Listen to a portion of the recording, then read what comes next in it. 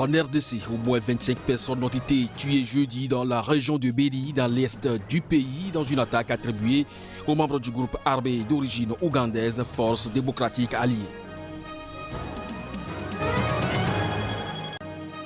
Un temple hindou parti en fumée au nord-ouest du Pakistan, des fidèles musulmans seraient à l'origine de cet incident. La police a interpellé plusieurs suspects.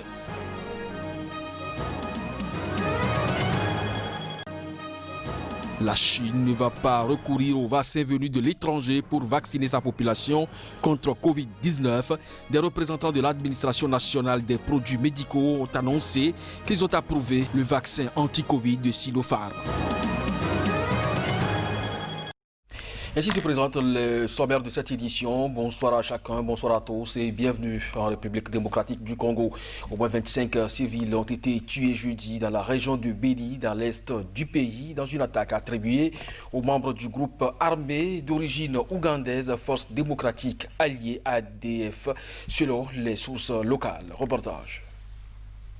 Quelques habitants de Beni à l'est de la République démocratique du Congo qui s'étaient rendus dans leur champ pour préparer le réveillon de Nouvel An ont été attaqués par les ADF selon Donat Kibwana, administrateur du territoire de Beni. L'armée a retrouvé au moins 25 corps de civils tués, a-t-il ajouté. Les ADF sont des rebelles musulmans ougandais installés dans l'est de la République démocratique du Congo depuis 1995.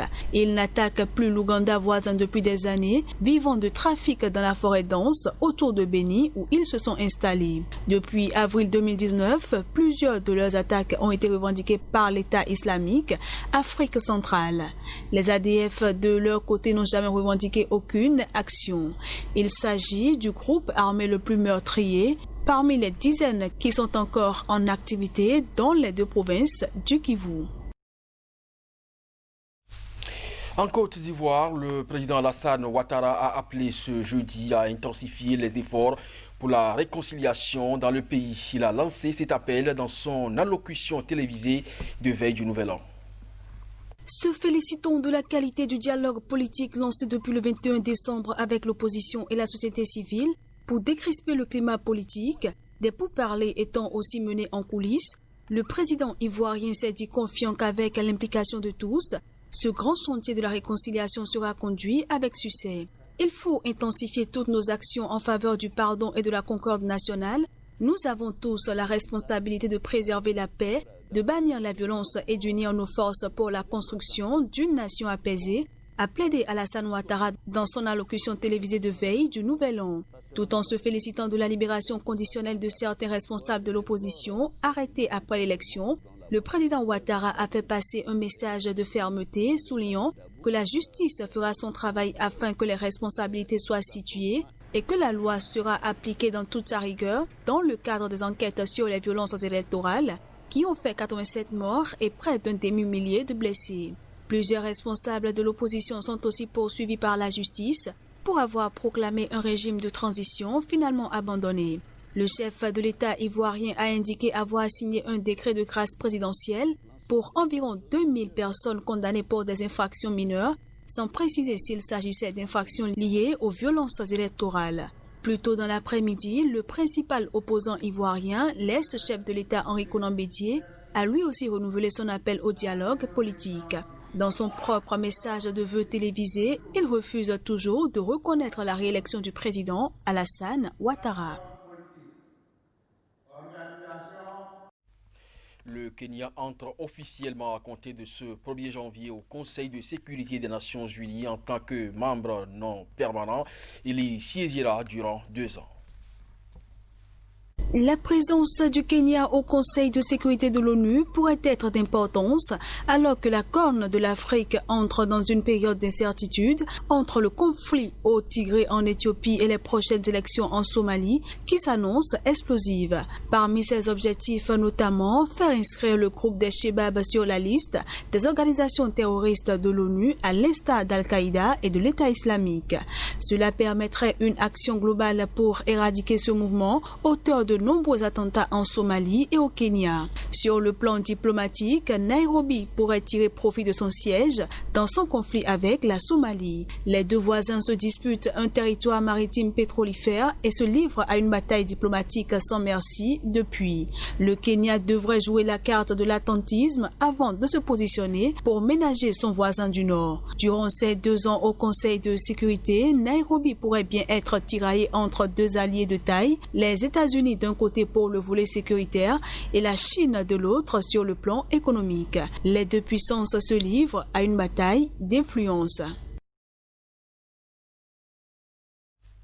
En République démocratique du Congo, le président Félix Tshisekedi a conclu l'année avec l'inauguration d'un pont routier à Kinshasa, symbole de sa politique de grands travaux minés par la corruption dans une capitale plus que jamais engorgée par les embouteillages. On écoute. On vient d'inaugurer le méga structure qui avait été érigée sur les principales artères de la ville de Kinshasa dans l'objectif de pouvoir décongestionner la circulation routière dans cette mégalopole. Comme on le sait, avec la croissance démographique, Kinshasa a de sérieux problèmes. Voilà pourquoi dans le cadre du programme de 100 jours, le président de la République avait pris l'initiative de pouvoir ériger ces infrastructures qui ont été inaugurées aujourd'hui. Effectivement, avec la restriction de mouvement à partir de 21h, la population qui avait d'énormes difficultés pour devoir rentrer avant l'heure du couvre-feu pourra circuler librement et ça va effectivement contribuer à la décongestion du transport. On répond vraiment à nos attentes dans le sens où petit à petit Kinshasa est en train de se désengorger et d'où notre choix aujourd'hui. Et comme on vient d'inaugurer, c'est une grande joie puisque nous allons vraiment fêter dans la joie et il n'y aura pas vraiment de bouchons. Voilà. Un temple hindou parti en fumée au nord-ouest de Pakistan. Des fidèles musulmans seraient à l'origine de cet incendie. La police en a interpellé plusieurs. Les autorités pakistanaises ont arrêté jeudi 26 personnes, dont plusieurs religieux musulmans, au lendemain de l'attaque par une foule de centaines de personnes d'un temple hindou auquel elles ont mis le feu dans le nord-ouest du pays, a annoncé la police. Quelques 1500 musulmans avaient attaqué et incendié mercredi le temple, déjà détruit dans des circonstances similaires en 1997, en signe de protestation contre de récentes rénovations dans un bâtiment adjacent appartenant à des hindous. L'attaque a eu lieu dans un village reculé du district de Arak, à une centaine de kilomètres au sud-est de Peshawar, capitale de la province de Khyber Pakhtunkhwa. Quand la foule s'est précipitée vers le temple, nous avons fait des vidéos et nous avons des vidéos de personnes détruisant et provoquant l'incendie ici. C'est en utilisant ces vidéos que nous avons procédé aux arrestations. Les discriminations à l'encontre des minorités religieuses sont habituelles au Pakistan, où les musulmans représentent 97% de la population et les hindous à peine 2%. Cette destruction de temples en rajoute aux frustrations de ces minorités et c'est un acte qui n'honore pas le Pakistan, selon ce citoyen. Les gens qui ont détruit le temple n'ont pas fait ce qu'il fallait. Ces gens ont apporté une mauvaise réputation à notre région et ont terni l'image de l'État. Les États-Unis ont placé en décembre le Pakistan sur une liste de pays particulièrement préoccupants pour ce qui concerne les violations de la liberté de religion. Le Royaume-Uni a quitté le marché unique européen ce jeudi à 23h locales et GMT, parachevant ainsi sa rupture historique avec l'Union européenne après 47 années d'une collaboration mouvementée. À partir de ce 1er janvier, le Royaume-Uni a cessé d'appliquer les règles de l'Union européenne dont il était sorti officiellement le 31 janvier 2020 après avoir conclu la veille de Noël un vaste accord prévoyant le libre-échange avec les 27. Après 47 ans d'orageuse intégration européenne et après 4 ans et demi de rebondissement suivant le référendum de 2016, c'est l'aboutissement du Brexit pour le Royaume-Uni. Avec l'accord commercial annoncé la veille de Noël, le Royaume-Uni échappe au scénario catastrophe du no deal qui faisait craindre le chaos aux frontières, voire des pénuries. Mais les exportateurs britanniques devront malgré tout remplir une multitude de documents pour prouver que leurs biens sont autorisés à entrer dans le marché unique. Un alourdissement des procédures chronophages qui va leur coûter de l'argent et retarder le passage des frontières. Le gouvernement britannique avait prévenu qu'il faudrait s'attendre à des perturbations à court terme, accord ou pas. Contrairement à l'Union européenne, le gouvernement britannique a décidé de mettre en œuvre graduellement les contrôles douaniers qui ne concerneront toutes les marchandises qu'à partir de juillet prochain. Après le départ du Royaume-Uni du marché unique effectif ce vendredi, les relations entre les Britanniques et l'Union européenne sont désormais régies par l'accord de partenariat économique et commercial post-Brexit signé mercredi, un document de quelques 1200 pages. L'accord sera piloté par un comité mixte où siégeront les deux parties. Les modalités de la relation pourront être revues et amendées tous les 5 ans. Une sortie unilatérale devra être notifiée 1 an auparavant. C'est un moment incroyable.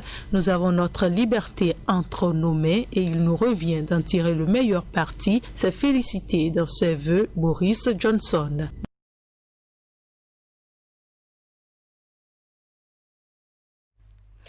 La Chine, quant à elle, ne va pas recourir aux vaccins venus de l'étranger pour vacciner sa population contre le nouveau coronavirus. Des représentants de l'administration nationale des produits médicaux ont annoncé qu'ils ont approuvé le vaccin anti-Covid de Sinopharm avec une efficacité à plus de 79%. La Chine a annoncé jeudi lors d'une conférence de presse avoir approuvé sous condition la mise sur le marché d'un premier vaccin contre le nouveau coronavirus, précisant que près de 5 millions de personnes à risque se sont déjà vues administrer différents produits. L'administration nationale des produits médicaux a approuvé la demande d'enregistrement du vaccin inactivé de Sinopharm le 30 décembre, conformément à la loi et aux conditions, ce qui est communément appelé liste conditionnelle.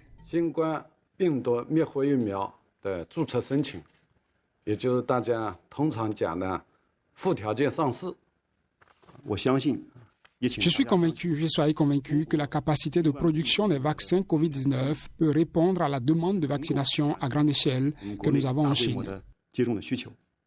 Ce premier vaccin produit par Sinopharm avec l'Institut des produits biologiques de Pékin est efficace à plus de 79%, avait annoncé mercredi le groupe pharmaceutique.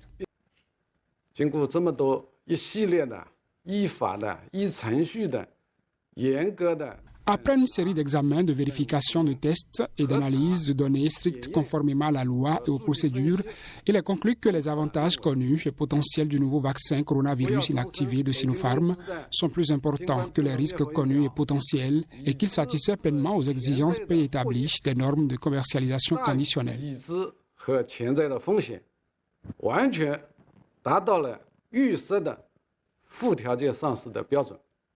Les responsables interrogés n'ont fourni aucun chiffre concernant les capacités de production chinoises, indiquant simplement que la vaccination serait facultative dans le pays aux 1,4 milliard d'habitants. C'est la fin de cette édition. Bonsoir chez vous.